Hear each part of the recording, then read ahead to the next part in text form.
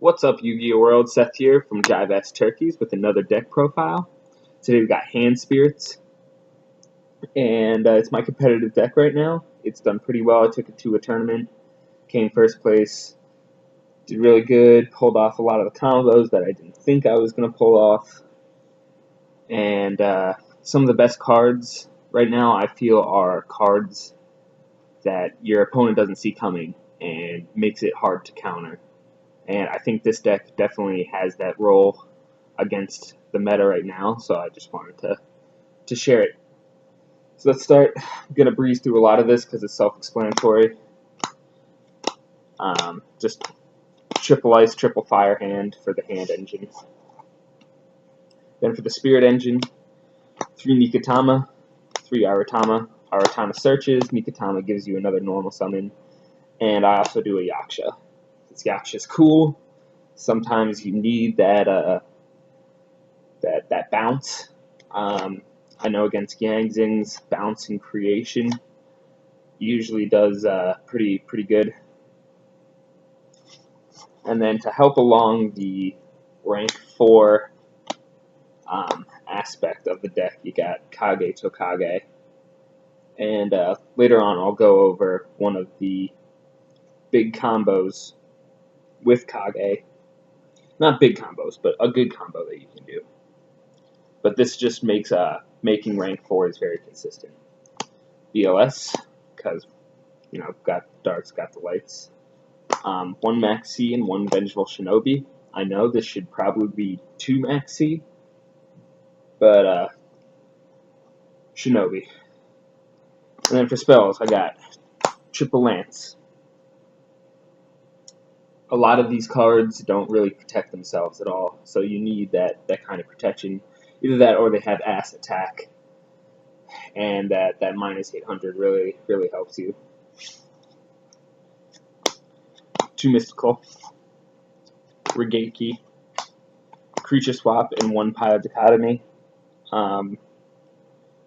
Running hands probably want 2 Potted Dichotomy, but this card hates me. It always comes up when I don't have enough cards in my graveyard or I really need my battle phase. So that's a problem. And then Creature Swap. You're running Spirits. It's a good idea to have Creature Swap. Definitely not more than 1 because the idea is to make rank 4. It's not to take your opponent's monsters. Rank of Magic Quick Cows. And rank up Magic, the 7th one. We'll talk more about the 7th one later, but a lot of rank 4s are pretty good when they're ranked up, and having this be a quick play, a lot of big plays you can make. Triple D Priz, mainly because gotta protect Shinobi consistently, and having a trap like this, come up often, is pretty nice because it's just a slap in your face, expelling your opponent's monsters. Really good to have at 3. And then 2 Fiendish Chain, 1 Breakthrough. I've done so much research on this deck and so much different combinations of monster effects negation, and I feel this is the best. Breakthrough gives you a little bit more flexibility because it hangs out in your graveyard, because some monsters can't be targeted, and this deck targets a lot. So you wanna get rid of this. Fiendish Chain also will protect Shinobi, so that's why 2 of that and only 1 Breakthrough.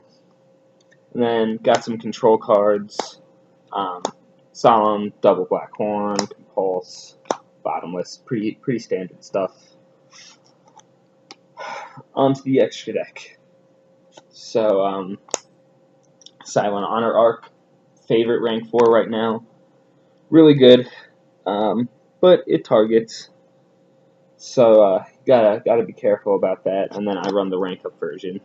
You can target it with the 7th one or Quick Chaos, and if you play it the right way, you can get rid of almost a whole field of monsters. And the return from Limbo effect is pretty good. King of the Feral Imps, because sometimes your opponent's not playing aggressively enough, not offensively enough. And you just need that +1, or you just you can get the +1, and you know, why not? So he's at 1. I would never want to make 2 of him. And then Abyss Dweller is also a very, very useful rank 4 in this deck, because hands, science, they find themselves mirror matching each other a lot. I find myself playing hands all the time, and I just make Abyss Dweller, and they cry about it. And also Yaksha is water, so maybe like Yaksha and Ice Hand, make Abyss Dweller. Then you got a little bit more beater on the field. Or just the Yaksha with the Nikatama, that works.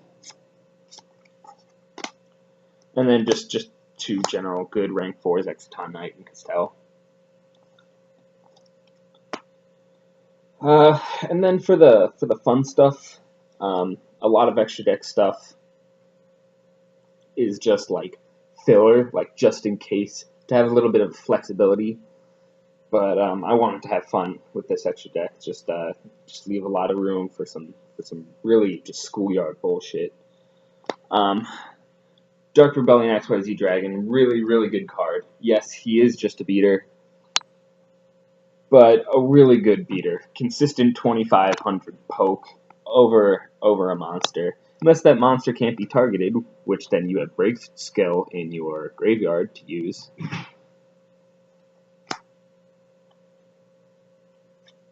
Then we've got 1 Utopia.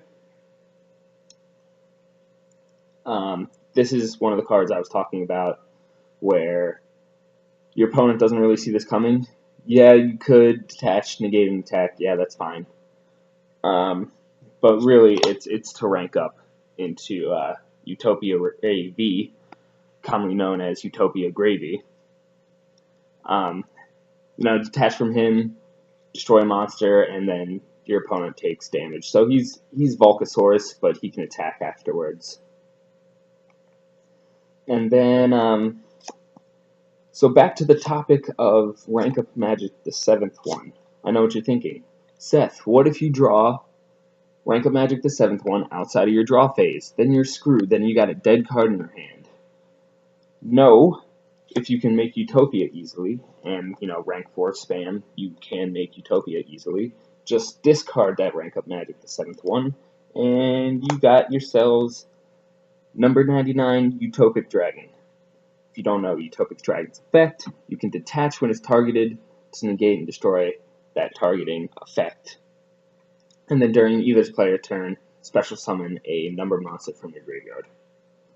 And you just have to use a Utopia monster as the XYZ material and discard a Rank Up Magic. I've made him a lot more than I should be proud to say that I have. And sometimes, I will draw Rank Up Magic the 7th one, and I don't want to reveal it just so I can make Utopic Dragon. It's pretty sad, but he's pretty good. Some people are dumb enough to actually target him with a card effect. So it'll be like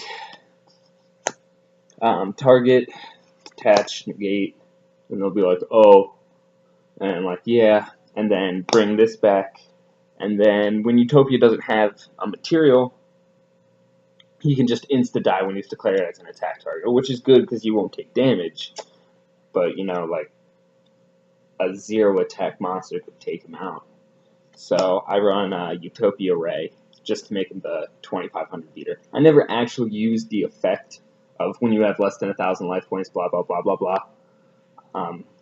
I literally just use it for that purpose. One day I probably will, though. And then, because I'm running the 7th one, try to have the ultimate, the 7th one.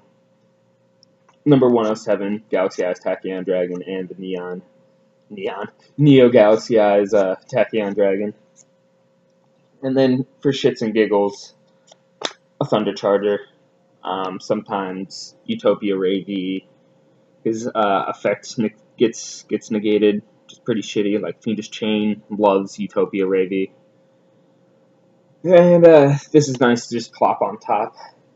And then you just got a stack of cards. It's kind of funny. And then a Shark Drake.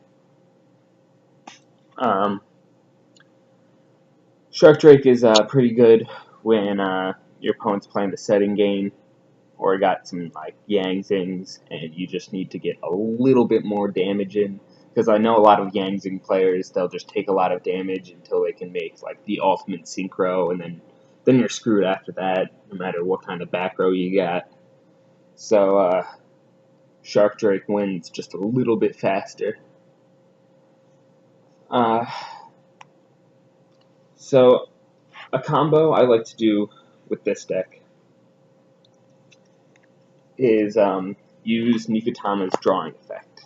So I'll normal summon the Nikotama, bring out an Aratama, and then Aratama searches for another Nikotama, so you +1, and then you go into Kage, and then you overlay these two, and then you can make whatever, and then detach from that, and because Nikotama was sent to the graveyard and you still control a spirit, you get to draw a card. And you don't have to worry about just like wasting a spirit, because spirits are spirits, they just bounce back to your hand. So that's a combo you can use a lot. Also, you're only allowed one Kage per normal summon, but this is 2 normal summons. So if you happen to just have like a handful of monsters, you could get out the second Kage, and then you can make 2 rank 4s or Shark Drake and something. I don't know, your choice. So I do realize that a lot of my extra deck choices were pretty dumb. I have a lot of Utopia monsters, which is stupid. But it's a weird kind of flexibility kind of thing. Like, if you were building the deck, I would suggest a Daigusto Emerald, especially if you're just doing one pot of Dichotomy.